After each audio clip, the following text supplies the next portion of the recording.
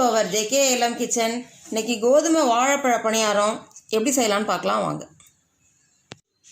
கோதுமை வாழைப்பழ பணியாரம் செய்ய ஒரு வாழைப்பழம் எடுத்துருக்கேன். இந்த வாழைப்பழத்தினோட தோல் எடுத்துடலாம். முதல்ல வாழைப்பழத்தை தோல் உரிச்சிட்டோம். இப்போ சின்ன சின்ன துண்டுகளாக கட் பண்ணி மிக்ஸி ஜாரில் ஆட் பண்ணிக்கலாம்.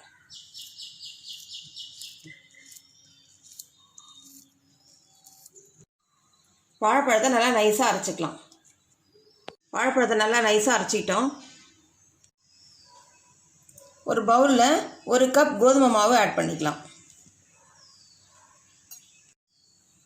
நம்ம எந்த கப்பால் கோதுமை மாவு எடுத்தோமோ அதில் அரை கப் அளவுக்கு துருவின வெல்லத்தை ஆட் பண்ணிக்கலாம்.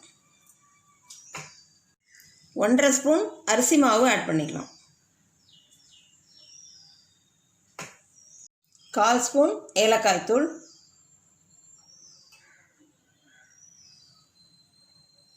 1 பிஞ்ச் பேக்கிங் சோடா,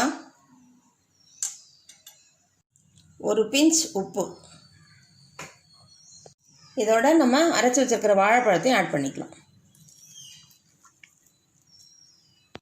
எல்லாத்தையும் ஆட் பண்ணதுக்கப்புறம் நல்லா மிக்ஸ் பண்ணலாம்.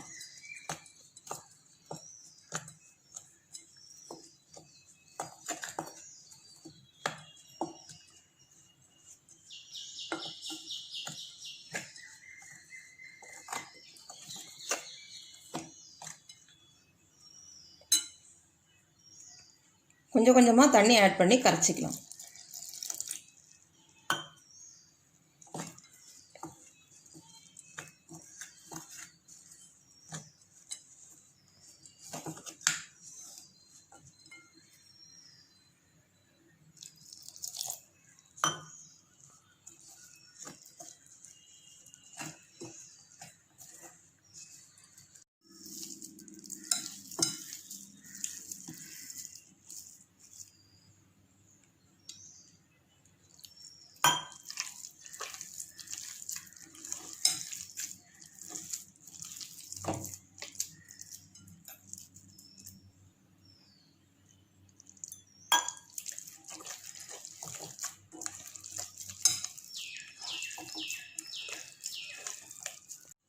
இந்த பதம் வர அளவுக்கு கொஞ்சம் கொஞ்சமாக தண்ணி ஆட் பண்ணி கரைச்சிக்கிட்டோம்.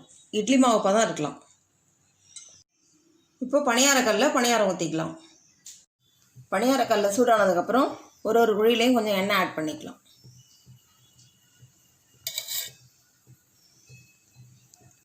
எல்லா குழியிலையும் எண்ணெய் ஊற்றிட்டோம். இப்போ மாவு ஒரு குழியிலையும் கொஞ்சம் கொஞ்சமாக ஊற்றிக்கலாம்.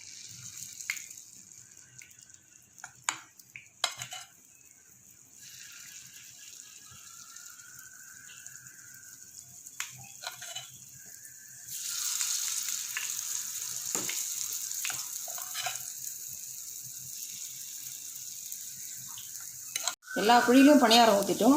இப்போ ஸ்டவ்வை லோ ஃப்ளேமில் வச்சு வேக வச்சுக்கலாம். ஒரு பக்கம் 2 நிமிஷம் வேக வச்சுக்கிட்டோம். இப்போ திருப்பி விட்டுக்கலாம்.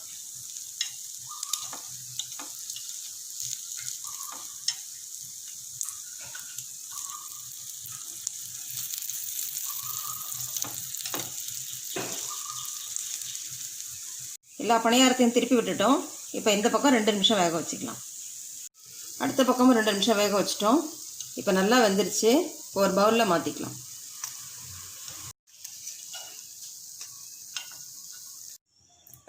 இதே மாதிரி 2வது தடவையும் ஊற்றிக்கலாம்.